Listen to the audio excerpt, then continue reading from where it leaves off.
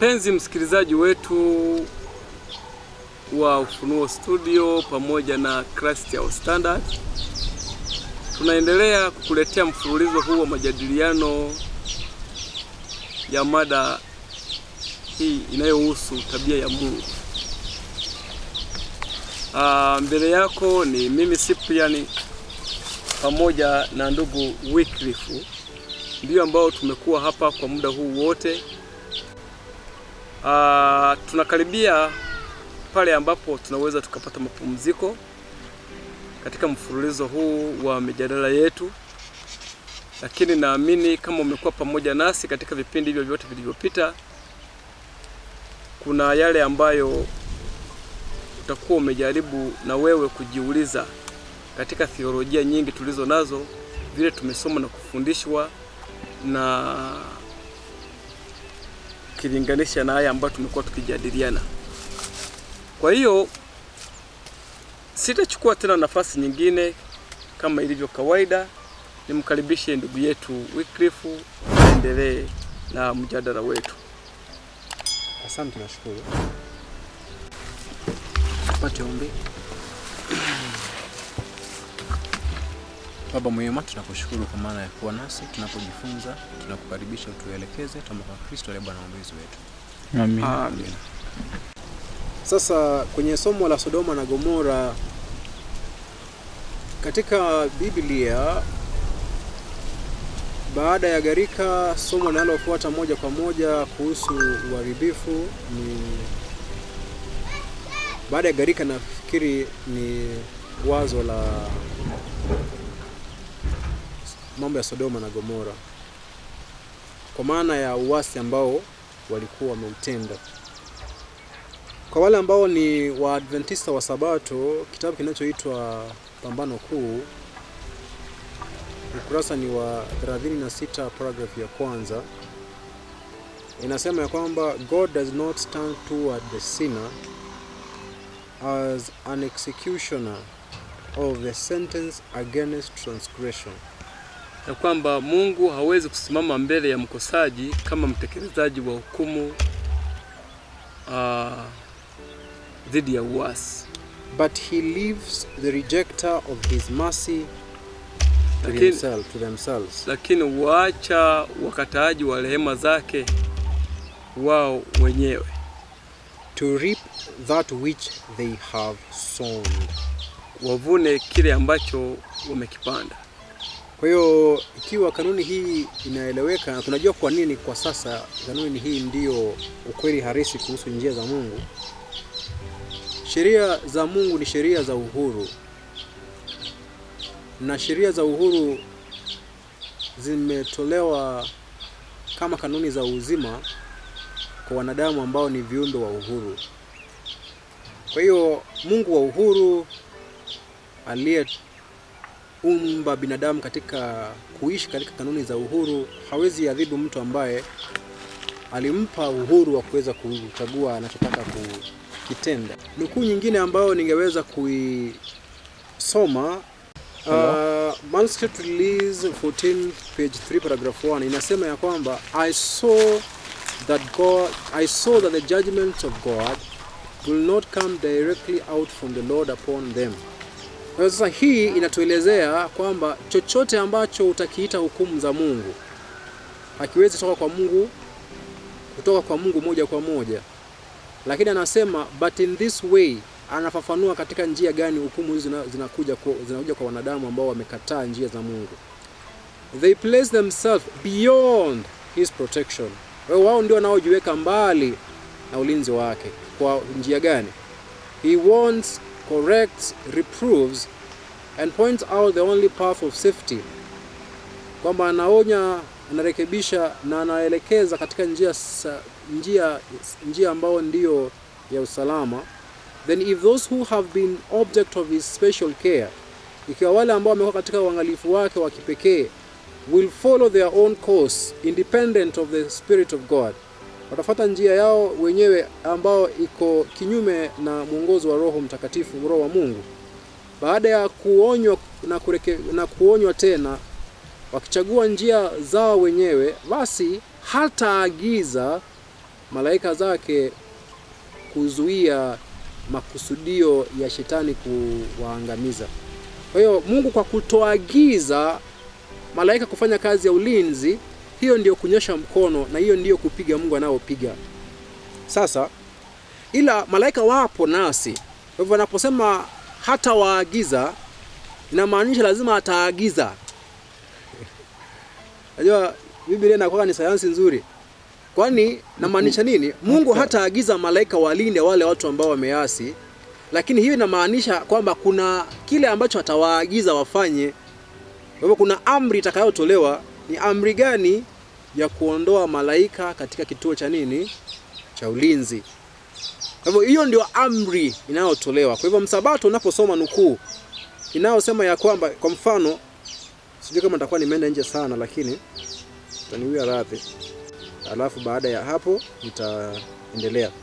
Kwa Sabato kuna kitabu kinachoitwa Tumaini la Vizazi Vyote, Desire of Ages, ukurasa ni wa 700. Anasema, under God the angels are all powerful.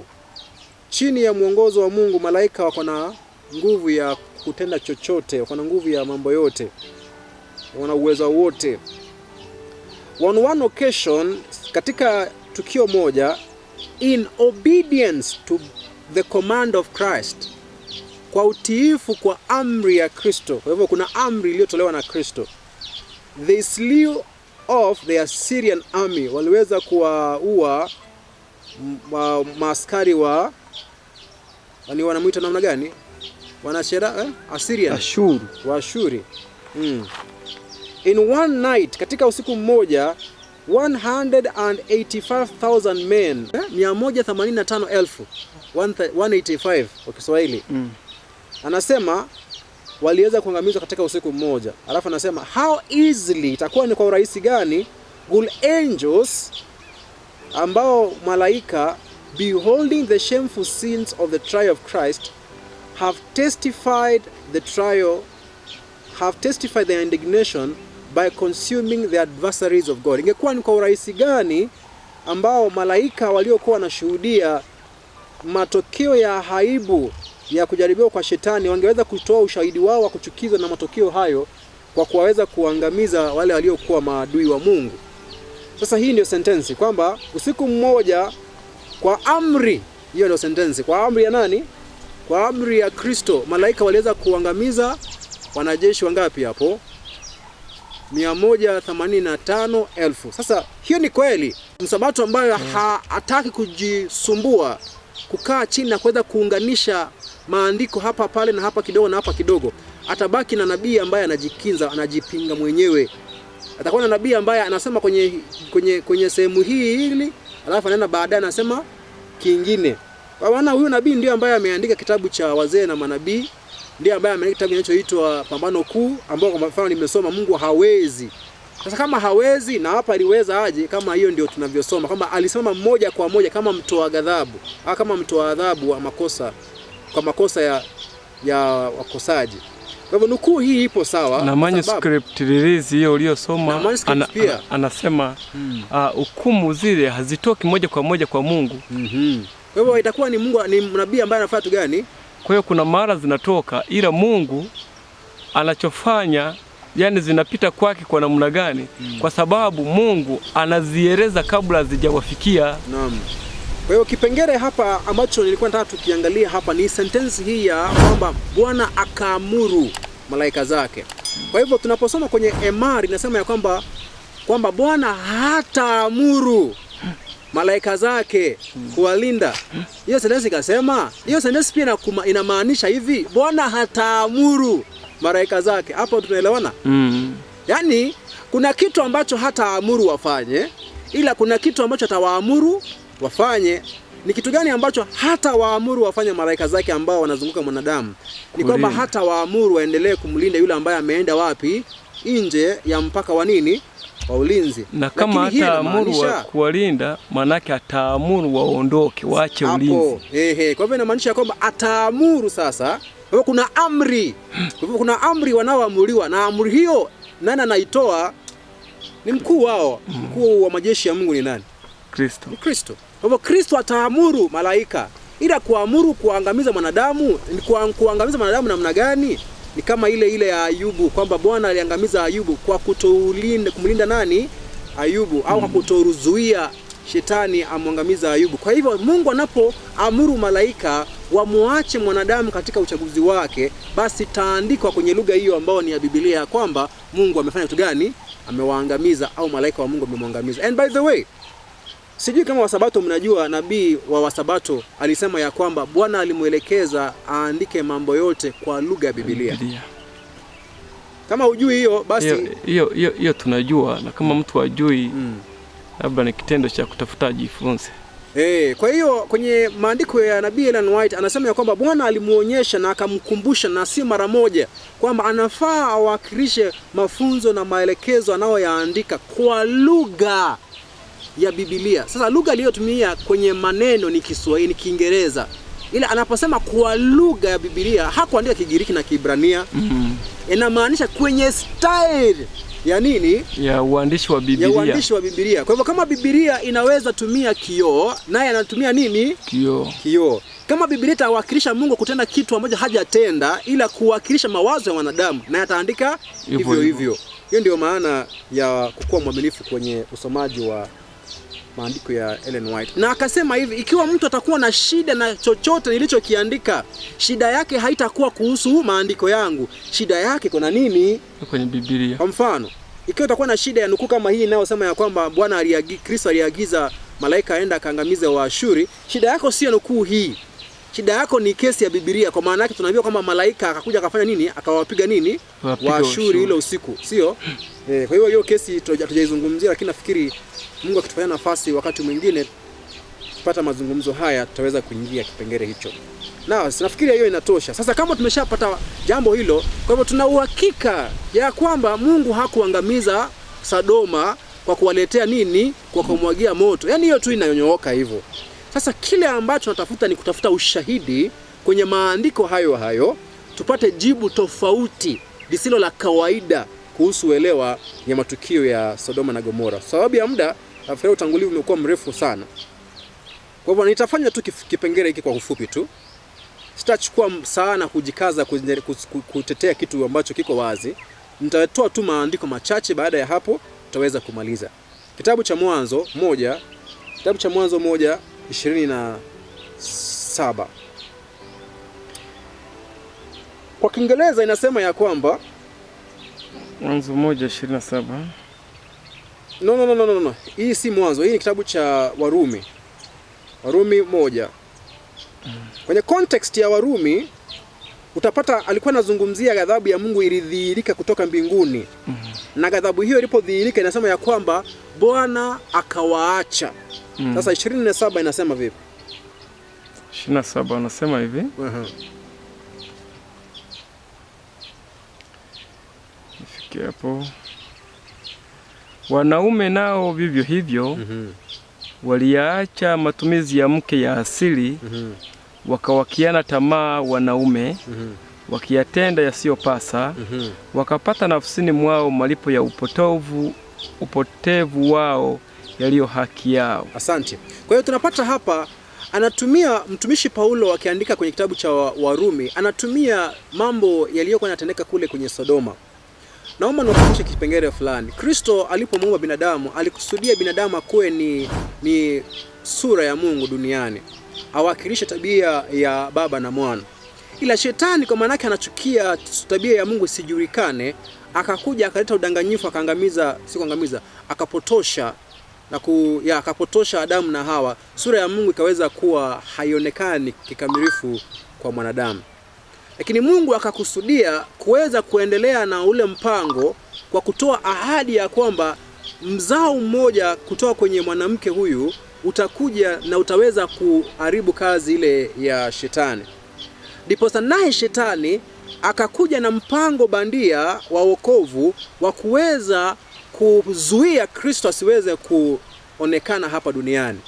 Ndiposa kaingisha wanadamu katika mchakato wa uasi wa dhambi, ndiposa awaingishe nje ya ulinzi wa Mungu, ndiposa aweze kupata nafasi ya kuangamiza kupitia mambo yale yaliyotendeka baada ya gharika au wakati wa gharika. Na maanisha hivi, Shetani kwa kawaida tunajua ya kwamba yeye hawezi mudhuru mwanadamu isipokuwa akapata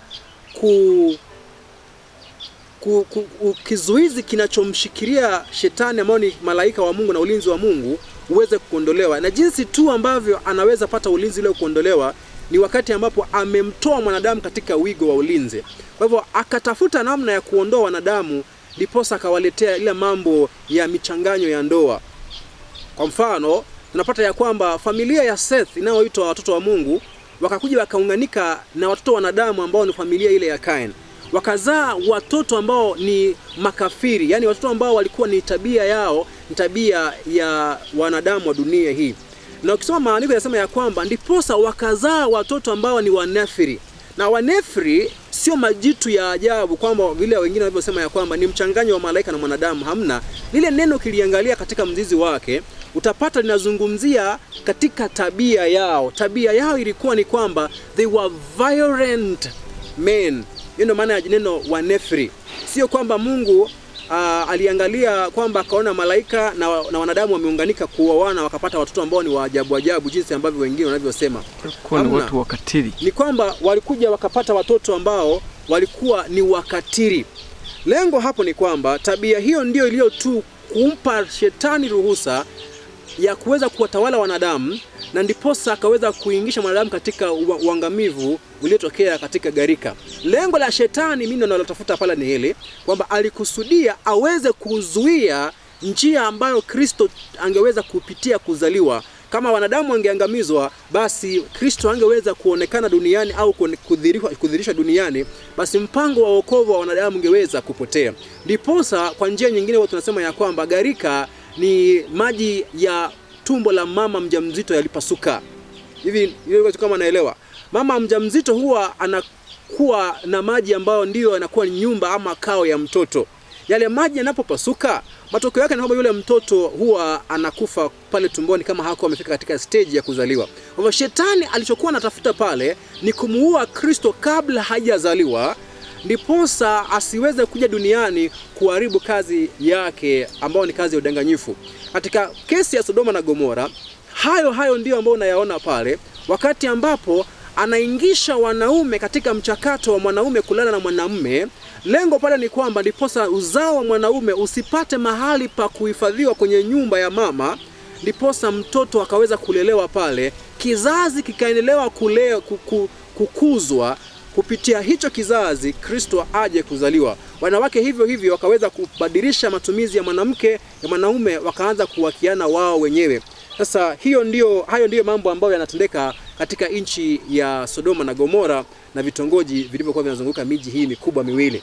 Sasa pointi ya msingi ni kwamba tulisema ya kwamba mwanadamu alipoumbwa aliumbwa awe kioo cha sura ya Mungu, na mazingira yakakusudiwa yawe kioo cha mwanadamu. So mwanadamu alipoasi akawa tena si sura ya Mungu bali ni sura ya Shetani inaonekana katika maisha yake na tabia zake, na mazingira ikawa ni kioo cha kudhihirisha ugumu wa mioyo ya mwanadamu. Hiyo lesson tunaweza ifanya wakati mwingine Mungu akipenda. Cha msingi hapo ni kwamba jinsi ambavyo wanadamu walikuwa na wakiana ndani yao, tabia hiyo ikaaksiwa au ikakuwa inawashwa au inaangazwa katika asilia, kwamba asilia nayo ikawa inaaksi tabia ya mwanadamu ambayo ni tabia ya kuwakiana. Kwa njia nyingine unaweza sema kwamba tabia ya uharibifu wa moto.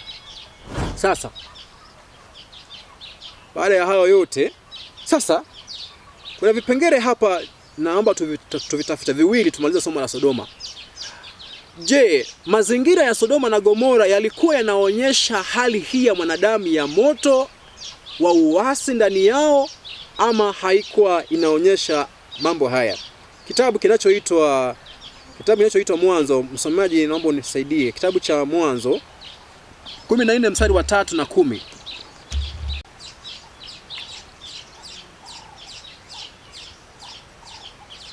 Hawa wote wakakutana panapo bonde la Sidimu. Naam. Kwenye bahari ya chumvi. Asante. Kwa hivyo hapa tunapata ni wafalme wa Sodoma. Tunaambia kwamba walikusanyika katika bonde. Bonde ni mahali ambapo panaenda hivi. Sasa hapa chini wakakutana hapo. Bonde hilo lilikuwa katika sehemu inayoitwa Sidim. Now Sidim ilikuwa inajulikana kama bahari ya chumvi. Na bahari ya chumvi inamaanishaje? Yaani ni sehemu ambayo ilikuwa imezingirwa na chumvi. Okay? Naomba uangalie mstari wa 10 inasema namna gani. Na bonde la Sidim lilikuwa limejaa mashimo ya lami. Nao wafalme wa Sodoma na Gomora wakakimbia wakaanguka huko. Nao waliosalia wakakimbia milimani.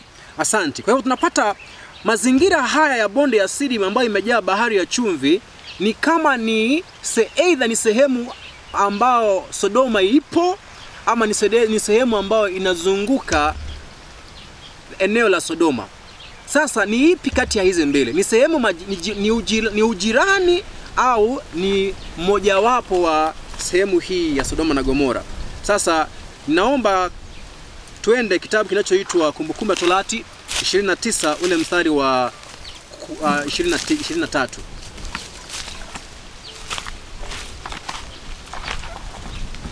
Kumbukumbu la Torati 29:23. Kumbukumbu la Torati 29:23 nasema ya kuwa nchi yake nzima ni kibiriti na chumvi na kuteketea, haipandwi wala haizai wala nyasi hazimei humo, kama mapinduko ya Sodoma na Gomora, Adima na Seboimu aliyoipindua Bwana kwa ghadhabu yake na hasira yake. Kuna kipengele ambacho ningependa tupate katika kitabu cha Kumbukumbu la Torati hapo, ni kwamba nchi hii inayozungumziwa hapa ni wakati ule Mungu ameweka mibaraka na laana mbele ya nchi ya Israeli. Kwa hivyo sasa hapa anatamka hali itakayokuwepo wakati ambapo binadamu ambao ni wana wa Israeli katika muktadha huo watakuweka nchi zao, mali yao, ng'ombe zao nje ya mibaraka ya Mungu kwa uasi. Anasema hiyo nchi nzima itakuwa ni nini? Kiberiti, chumvi na nini? Brimstone, salt and burning. Ambapo anasema vipi? And that it is not sown, ambayo haipandwi wala haizai wala hamna nyasi inayomea pale, kama mapinduzi ya Sodoma na Gomora, Adma, Zeboim, yaliyopinduliwa katika hasira na ghadhabu ya Mungu. Sasa hapa vipengele ni vingi vya kuweza kuvisisitiza hapa. Cha kwanza, nchi hii imefananishwa na Sodoma na Gomora, kumaanisha Sodoma na Gomora pamoja na zile nchi ama zile town zilizokuwa zinazunguka Sodoma na Gomora, Adma na Zeboim, zilikuwa ziko katika sehemu ambayo ina brimstone, kiberiti, chumvi na moto, sawa, ambayo ilipinduliwa katika ghadhabu ya Bwana. Kipengele cha muhimu hapo ni kwamba sehemu ya Sodoma na Gomora, nchi hii yao ilikuwa na hali ya kuwa na kiberiti, chumvi na moto. Sawa? Basi kwa hiyo kumbe kiberiti kile kilikuwa kinaishi pale pale Sodoma. Pale. Sio kwamba Mungu ndiye alikishusha kutoka, ndiye anacho huko juu. Kwa hiyo sasa hii inaungana na ile somo la Sodoma, yani la gharika. Uharibifu ulikuwepo, bali Mungu ndiye aliyekuwa ameushikilia, ameudhibiti.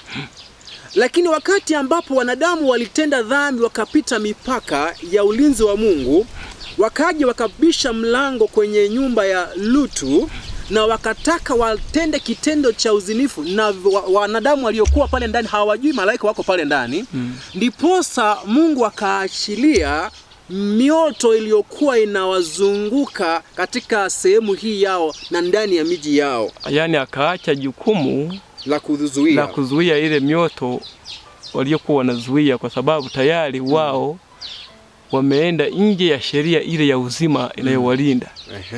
Kwa hiyo ni kana kwamba sheria ile ilikuwa Sodoma waliamua kuitupa hapo chini. Kwa hiyo Mungu akaja kuiokota ile sheria yake. Maana wao wamefanyaje? Wameikataa. Lakini wanapokataa, Mungu anapoichukua ile sheria yake, anapokubali kuichukua, manake wao wanabaki wako empty, hawana kitu tena cha kuwa cover.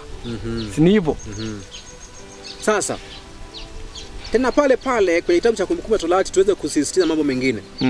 Zaidi ya Sodoma kulikuwa na miji mingine. Huwa tunajua ule mji unaoitwa Zoari, sio? Lakini zaidi ya hayo kulikuwa na Adma na Zeboim. Kwa hivyo miji ilikuwa 5. Ila hii mingine ni vitongoji vidogo vidogo. Jambo la pili, kuna neno linaloitwa overthrow. Kupindua. Sawa. Haya. Kuna neno linalosemekana kwamba alitenda haya katika hasira na ghadhabu.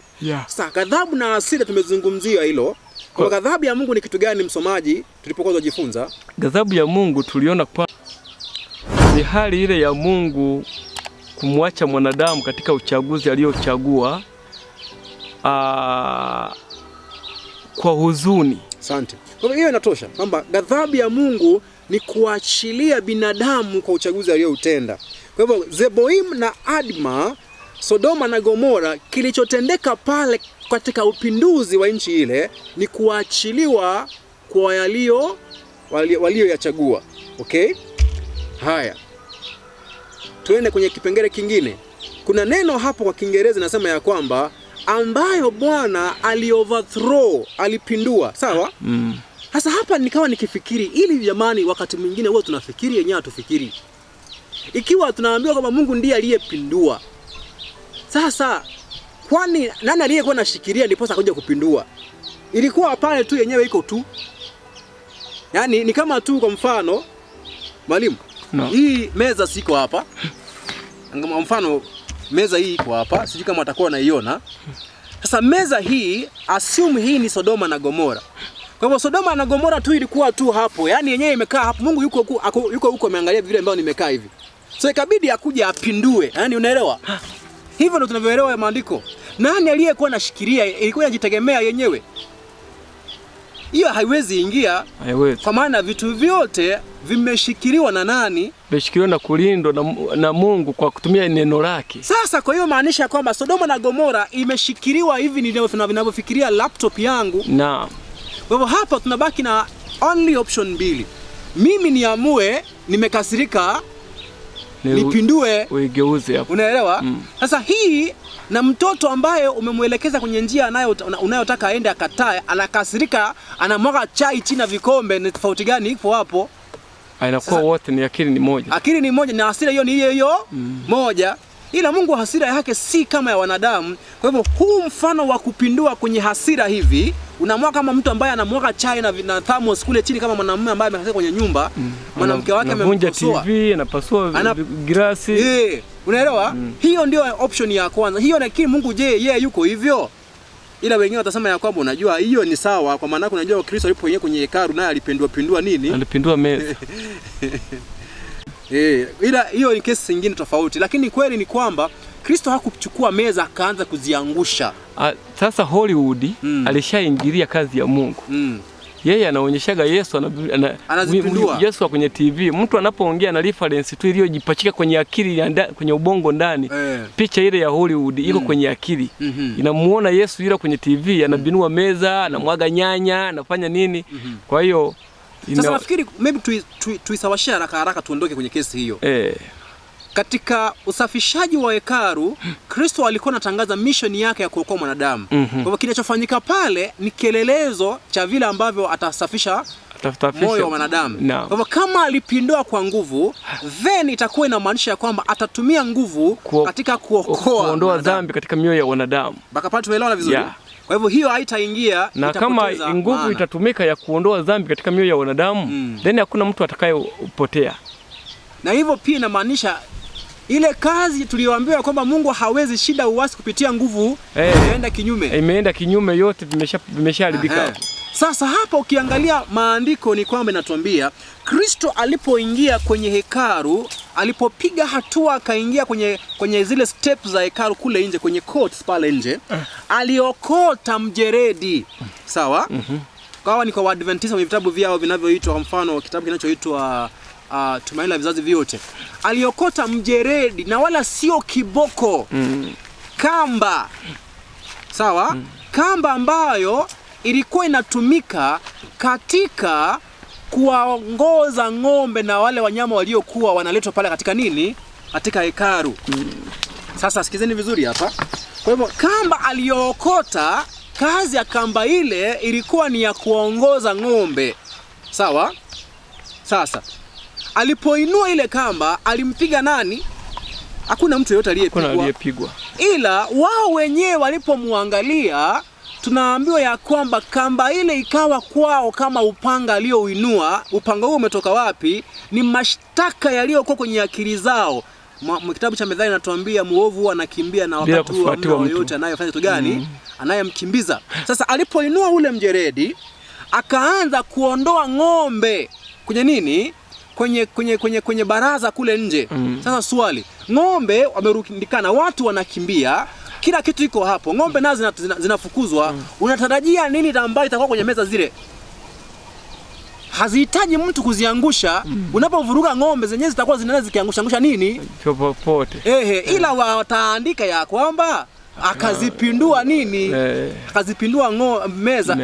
Kristo alichokuwa anafanya pale, alikuwa anafukuza ng'ombe. Kutoka wapi? Kwenye hekalu. Ng'ombe zinapofukuzwa, watu wanapokimbia. Wewe kwa mfano angalia mwalimu hapa. Mimi nimekaa na meza hapa. Hapo ndio nimeweka kila kitu hapa. Nitolee mfano huu. Kuna wakati mnakula.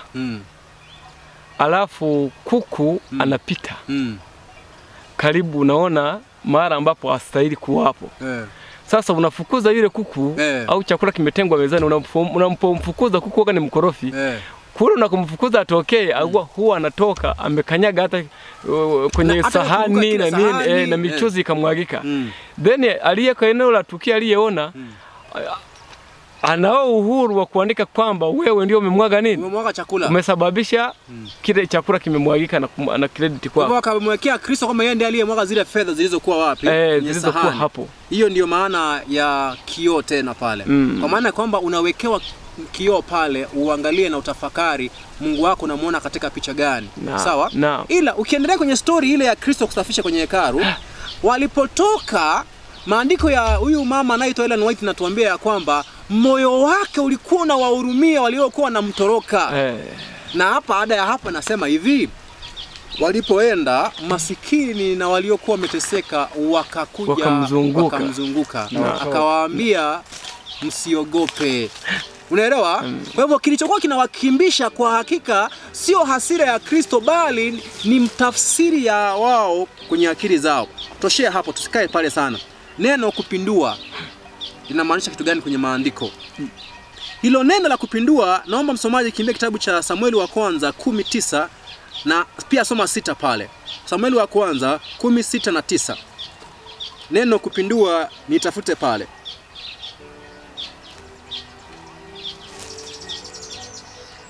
Samueli wa kwanza.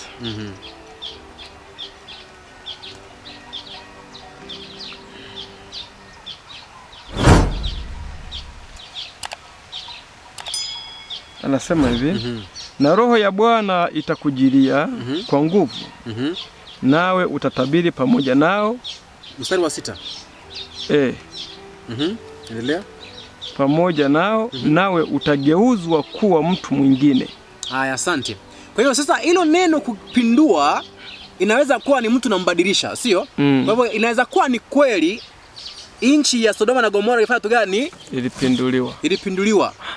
Sasa wewe kama uko mwanaume kwa nyumba ambayo unaingia, alafu unapata watoto wanakula ubwabwa, alafu unapindua meza kwa vuruga, wewe unaweza chukua Mungu naye anafanyaga hivyo, ndiposa uwe salama kwenye matendo yako ya hasira ya binadamu, sio? Ila hilo neno hilo linaweza pia maanisha kitu kingine. Soma mstari wa 9. Ikawa alipogeuka kumwacha Samueli, Mungu akambadilisha moyo. Nazo ishara zile zote zikatukia siku ile ile. Haya. Akambadilisha nini? Akambadilisha moyo. Sikiza Kiingereza hapa. Kizeni vizuri hapa nasema hivi. And it was so that when he had turned his back, alipogeuka to go na aende kutoka kwenye Samueli, God, sikizeni vizuri, God gave him another heart.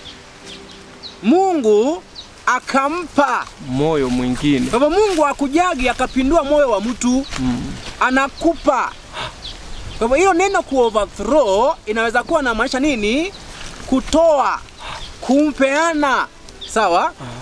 Haya, kumbuka kitabu cha Warumi 1. Hasira ya Mungu imedhihirika kutoka mbinguni. Kwa maana hawakutaka utukufu wa Mungu waliokuwa wanaujua.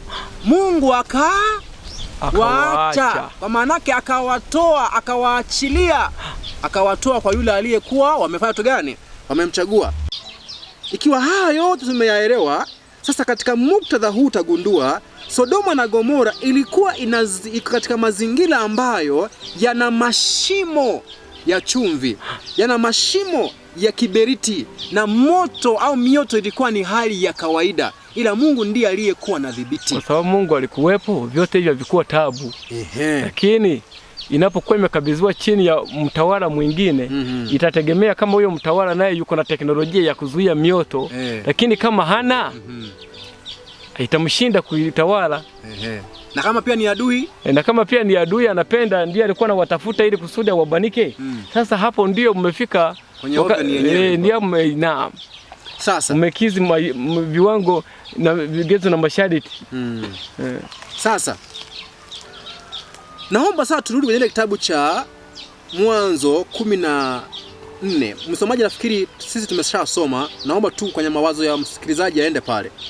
Utagundua kwamba bonde lile la Sidim tunaambiwa lilikuwa limejaa mashimo ya lami. Sasa lami, unapotafuta neno lami, inaita hiyo mashimo inaweza itwa bitumen pits ama slim pits kwa Kiingereza. Na bitumen ndio ile ambayo tunaitumia kawaida kwenye lami barabarani, ile ambayo inamwagwa pale. Na ukiprocess, ukirefine, utapata mafuta ambayo ni petroli, diesel, paraffin, everything. It's basically petroleum product. Kwa hivyo nchi ya Sodoma na Gomora ilikuwa katika sehemu ambayo ina mashimo ambayo ina mikusanyiko ya mafuta. Lakini pia ilikuwa na chumvi ambayo ina michanganyo ya kiberiti. Na kiberiti tunayozungumzia si ile kiberiti ambayo unanunua dukani, bali ni ile product inayotengeneza kiberiti ambayo inaitwa sulfur, ambayo inatengeneza pia mambo ya hizi mabunduki, hizi marisasi zile, ile sulfur, baruti. Kwa maana nyingine ya kwamba mafuta haya na mioto hii iliyokuwa inawaka kule na kiberiti hii ambayo iko hapa, yote ikikuwa inapatana wakati mwingi inafanya kitu gani? Kunakuwa na experience ya kuexplode mioto. Kwa hivyo kwenye Sodoma na Gomora ilikuwa ni kawaida, unaangalia kule moto na wako, unajua pale ni lami na nini? Kiberiti imefanya nini? Imekutana. Sasa ile ni kawaida. Ila kwenye akili zao za dhambi za kitoto hawakujiuliza, mbona imewaka kule lakini haijawaka mahali nimekaa? Mbona imewaka kule kwa jirani lakini hapa kwangu kwa boma haijawaka? Hawakujua kuna Mungu ambaye anajitoa kafara kuwalinda, kuhifadhi katika ukaidi na dhambi zao wanaozitenda. Alipoondoa ulinzi wake kwa kuagiza malaika waachilie Sodoma na Gomora kwenye uchaguzi wao, wakaondoa watu wake waliokuwa pale ndani wa mwisho ambaye ni Lutu na binti zake, basi ile nchi ikaachwa kwenye rehema ya mmoja tu anaitwa Shetani, kama kuna rehema hiyo. Matokeo yake ni nini? Mioto ile iliyokuwa pale haikuwa na mpaka mahali pa kuwakia, ikapata nafasi nzuri ya kuwateketeza. Ila Mungu anapofanya hivyo, anafanya hivyo kinachoitwa kwenye hasira, na hasira katika uchungu wa kuwatazama aliyotamani kuwaokoa. Ukisoma historia ya maandiko utapata kitabu cha Mwanzo 17 kama sijakosea, Lutu aliambiwa na malaika wale, ikiwa kuna yeyote hapa ambaye anataka kutoka, fanya kitu gani? Mpelekee habari, nimwambie atoke, kwa maana huu mji leo usiku unaharibika. Kwa hivyo Lutu akatembea, akazunguka kutafuta mtu wa kuokoa, hadi watoto wake wenyewe wakamwambia, wewe umekuwa kichaa wewe. Huu moto tumekuwa tukiona siku zote hapa, unaongea kitu gani? Lutu akafa moyo, akaja pale kuambia malaika wamekataa, nifanyeje? Akafa moyo hata kuondoka pale katika Sodoma na Gomora. Malaika katika hali ya kuhofia maisha ya nani? Ya Lutu, ikabidi wamshike mkono wamharakisha atoka katika nini? Biblia inasema pale kwa jinsi Bwana alivyomhurumia. Sasa swali, kama Mungu ndiye ambaye alikuwa anaenda kuchoma ule mji, basi hangekuwa na haraka ya kumuondoa, kwa maana yeye anaenda yeye ndiye ako na control ya nini? Ya kuwasha. Ila unapoona malaika wako na haraka ya kumuondoa Lutu pale ndani, sio kwa maana Mungu alikuwa amekasirika anataka kumwaga haraka moto, ni udhihirisho wa kwamba kulikuwa na mtu mwingine ambaye ameshachukua utawala. Kwa hiyo inabidi waharakisha wamuondoe. Sasa mtu akasema, ili sasa unaposema kitu gani? Si kulikuwa na watu watatu walipoingia wakaongea na Abrahamu? Ndio, walikuwa watu watatu. Mmoja aliyekuwa anazungumza ni mwana wa Mungu, akamwambia, "Je, nitaweza kumficha nani? Mtumishi wangu Abraham kile ambacho naenda kufanyia nini? Sodoma na Gomora." Sasa mtu akasema kwamba si unaona Mungu ndiye aliyemwambia Abrahamu naenda kuangamiza nini? Ile kesi ya Mungu si ndio alisema? Mungu si ndio alisema, aliyemwambia nani? Kesi ya kusema ndio inaingia tena. Sasa sikiza. Abrahamu alikuwa anaelewa haki gani? Alikuwa anaelewa ya kibinadamu hii tulio nayo. Akili ya Abrahamu na ya kwetu ni moja. Ni moja. Sasa anapoambiwa na Mungu kwamba ninaenda kuangamiza, yeye hajui njia ya Mungu ni gani. Kwa hivyo alipokuwa anaongea na Mungu, yeye anajua kwamba Mungu anaenda kuua. Ndio maana anaanza kuongea na Mungu, kwani utaenda kuangamiza pia hadi watakatifu? Hawezi tenda haki. Itaanza kusoma kwenye encyclopedia moja, ambayo encyclopedia hii inaitwa Britannica. Now encyclopedia hii inazungumzia kuhusu heavy oil na tar sand, mchanga wa lami. Anasema, in the ancient times, the Elamites, Chaldeans, Akkadians, and Sumerians mined shallow deposit of asphalt, all bitumen.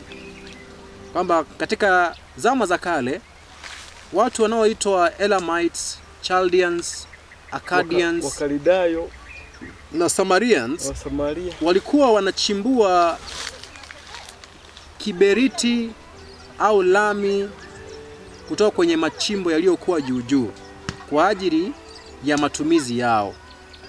Alafu anasema hivi, Mesopotamia bitumen was exported to Egypt where it was employed for various purposes. Katika nchi ya Mesopotamia ndio inapatikana in Babylon. Bitumen yao ilikuwa inaexportiwa, inapelekwa katika nchi ya wa Misri. Unaposema hiyo bitumen, tafsiri. Bitumen ndio lami. Sawa. Ilikuwa inatumika kwa ajili ya kazi tofauti, lakini ya msingi sana ndio iliyokuwa inatumika katika kazi ya kupreserve mummies. Mummies tunaelewa ni maiti ya wale ambao ni wakubwa wa Misri. Sasa baada ya hapo naomba tusikize, anasema the Dead Sea, ile bahari ya mfu, was known as Lake Asphaltites, from which the term asphalt was derived because of lumps of semi-solid petroleum. Kwamba Dead Sea ilikuwa inajulikana kama bahari ya Asphaltites, mahali ambapo jina asphalt natoka kwa sababu ilikuwa na migando ya mafuta nusu uji, ama semeje, kama aquas fulani, kama uji kwenye uji ya petroleum, kimiminika ambacho kiko sio maji sana, lakini kina solid kidogo na yani tope. Alafu anasema that were washed up on its shores from underwater seeps. Lami hii ilikuwa inaoshwa, inasukuma kule katika ukingo wa bahari hii kutoka chini ya maji. Ikienda mbele watasema wanasema ya kwamba ilikuwa nzito kiwango cha kwamba mtu anaweza simama juu na wasizame ndani ya bahari. Kwa hivyo Dead Sea ukifuatilia katika jiografia sasa utagundua kitu fulani. Region hii ya Dead Sea, hiyo ndio location ya Sodoma na Gomora. Sodoma na Gomora kama sijakosea ilikuwa inapatikana north ya Dead Sea. Kwa hivyo jiografia ya Sodoma na Gomora na ile vitongoji vyake ilikuwa ni sehemu ya moto wa aina tofauti tofauti na mafuta yaliyokuwa wanayatumia katika biashara kama leo jinsi ambavyo watu wanavyofanya. Kwa maana nyingine, silaha iliyoangamiza watu wa Sodoma na Gomora ni mali waliokuwa wanaitumia na wakakuwa na kiburi. Basi Bwana akawaachilia kwenye mali na kiburi chao, waimanage miungu yao, kama wanaweza kufurahia maisha bila yeye kuwepo. Ndiposa baada ya hapo disaster ya moto ikaweza kutokea. Basi nikimaliza nisome nukuu moja au mbili kutoka kwenye vitabu vya Wasabato. Sasa ni maajabu kwamba Wasabato mambo haya tunakosa kuyaelewa, na baadhi ya mambo kama haya yameandikwa katika vitabu vyetu. Nitaanza kwenye nukuu moja inayoitwa ni Bible Commentary ya Wasabato, volume ya kwanza, ukurasa ni wa 335. Anasema, hata leo the southern region ya Dead Sea iko rich in asphalt, inflammable gases zinazowaka moto hadi leo zinatoka chini ya miamba. Asphalt ambao ni ile brimstone inainuka kutoka kwenye surface, kutoka chini ya kaskazini ama kusini, southern part of the Dead Sea, kusini, inapatia mto huo jina linaloitwa Asphaltites in a classical time, katika siku za zamani. Massive lumps of asphalt floating on the surface are often sufficient size to support several people. Hiyo nimeshazungumzia. Kwa kifupi, asphalt, sulfur gas hiyo inaitwa sulfur, na other combustible materials na vitu vingine, malighafi nyingine ambayo inawaka moto kwa urahisi, wakati mwingi ulikuwa unachukuliwa na kuexportiwa kwa nchi zingine kwa miaka mingi. Okay? Kwa hivyo gasi hizi za moto ni mambo yaliyokuwa yanatoka chini ya nini? Chini ya ardhi, na walikuwa naitumia katika maendeleo waliokuwa wanayafanya. Ndio utajiri uliokuwa katika Sodoma na Gomora. Kwa hivyo tunapopata kitabu cha Ezekieli natuambia kwamba dhambi ya dada yako Sodoma na Gomora ilikuwa ni kiburi, shibe, kwa sababu walikuwa wamenufaika na mibaraka iliyokuwa pamoja na wao pale, ila hawakujua mibaraka ile isipokuwa katika ulinzi wa Mungu, na wao chini ya ulinzi wa Mungu, mibaraka ile inaweza kuwa ni uharibifu na laana kwao.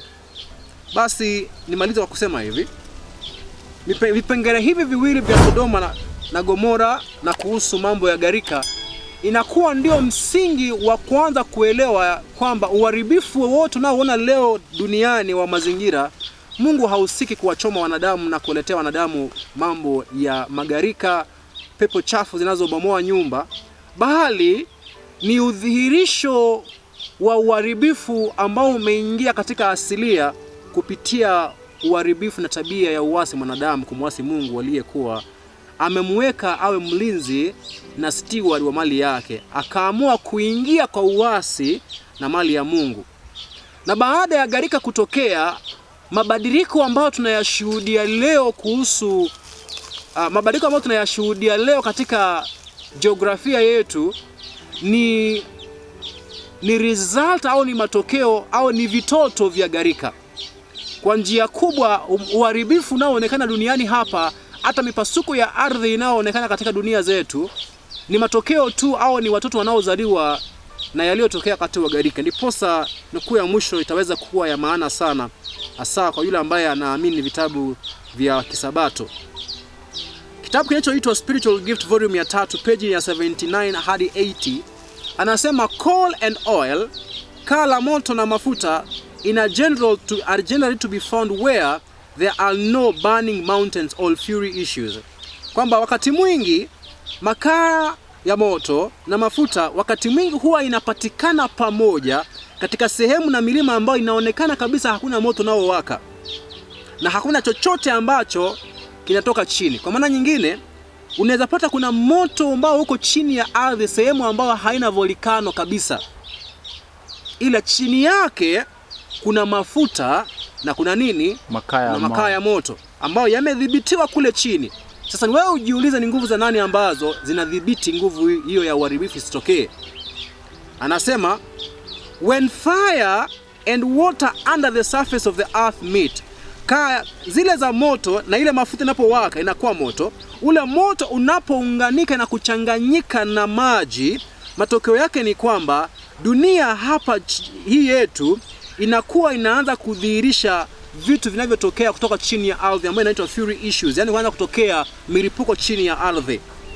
Alafu anasema hii michipuko inayotoka chini ya ardhi ni kwa maana hakukui na space ya kutosha, nafasi ya kutosha chemichemi hizi za maji moto na uchafu uliokuwa kule chini utokee juu. Unapokuwa hakuna nafasi ya kutosha, kinachokuwa baada ya hapo ni kwamba dunia au ardhi inaanza kuconvulse, inaanza kutetemeka. Hiyo ndiyo maana na kusudia mitetemeko. Alafu inasema ardhi ina tremble, alafu ina heaves, inaanza mijikunjo, inainuliwa katika miinuko tofauti, na kunakuwa na mingurumo mizito chini ya ardhi, na hata hewa hapa juu wakati ambapo ile moto inatoka chini na ile joto inakuwa ni ya joto kiwango cha kwamba inaweza suffocate, yani inafanya mtu anashindwa hadi kuishi, yani anashindwa hadi kupumua, kwa maana inakuwa ndio pekee ambayo katika mazingira. Anasema akimalizia, the earth quickly opens up, dunia inafunguka kwa haraka sana. Na anasema akimalizia kwamba I saw, nikaona vijiji na miji ikiwaka moto, na mingi ya miji hiyo ikapelekwa chini katika dunia, katika ardhi chini ya mchanga.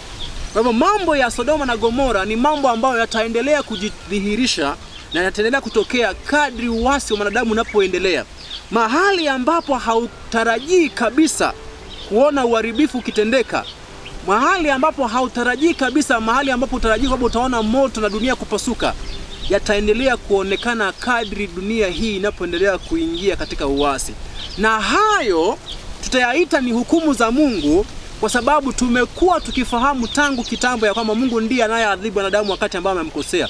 Ila ukweli ni kwamba ni adhabu ambazo wanadamu wanazipata kutoka kwa miungu waliokuwa wanaiabudu, wakati ambapo Mungu amewaachiria kwa vinyago walivyokuwa wanaviabudu, na hayo wanaoyapata huwa hayatoki kwake moja kwa moja. Basi Bwana aweze kuwabariki. Mpenzi msikilizaji, tunafika mwisho wa kipindi hiki. Haya ni mambo muhimu ambayo yanahitaji uchunguzi wetu, na Mungu ametuandikia ili kusudi sisi tuweze kumjua yeye na tumujifunze, na ametupa akili na uwezo wa kutafakari.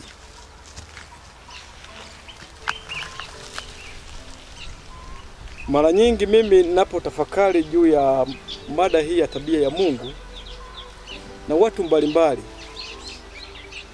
najaribu kuwarejesha katika kipimo cha maandiko ambacho tumepewa cha kupima mafundisho yote.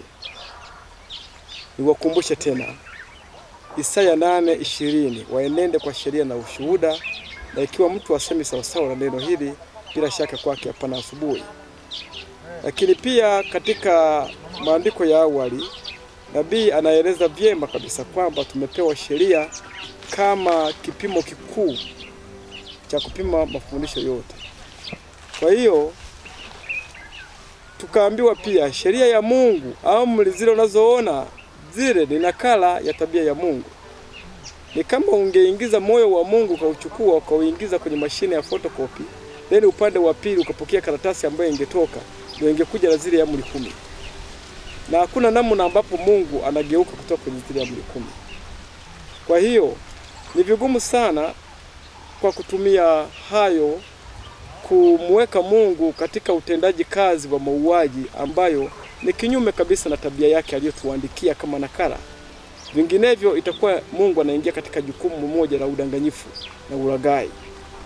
Na Maandiko yanatuambia Wayahudi wa Israeli hawakuelewa maana ya sheria ile, na Yesu ndiye alikuwa amekuja kuwafafanulia. Katika kikao kile katika mlima ambacho kinaitwa mlima wa Baraka, lile hubiri la pale, Yesu alikuwa akifafanua sheria ya utawala wa Mungu. Na tunaona zile sheria walizokuwa nazo, zile nyingine za jino kwa jino, hazikuwa zikitoka kwa Mungu. Zile ni mawazo na matakwa ya wanadamu, ndio Mungu aliruhusu yaandikwe kwa sababu walikataa sheria yake, ukisoma kitabu cha Hosea. Kwa hiyo na sisi kama tukiendelea kudumu kuishi katika mawazo ya kibinadamu, kudumu kufuata nyayo za Wayahudi ambao hawakuelewa maana ile sheria, Mungu ametuona kadhaa tukiendelea na mwendo ule ule. Ndiyo maana katika kitabu cha maandiko ya awali alimwambia Ellen White kutuandikia kwamba tudumu katika amri 10 na imani ya Yesu, tudumu katika ema takatifu na siku 2300. Hizo zinafafanua na kuondoa mashaka yote katika imani tulio nayo.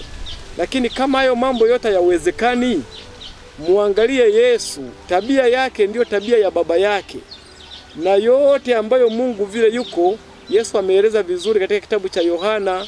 Ukikisoma vizuri Yohana 5:6 na kuendelea, vile Yesu alivyofanya ndivyo Mungu anavyofanya, na hakuna zaidi kinachopungua chochote ambacho Mungu anacho ambacho Yesu akudhihirisha. Kama hayo mambo yote Yesu hayawezi, ametuandikia Ellen White, anasema hakuna kitu kingine kitakachoweza. Mimi naomba niishie hapo. Bwana akubariki katika jina lake mwana wake Yesu Kristo. Amina.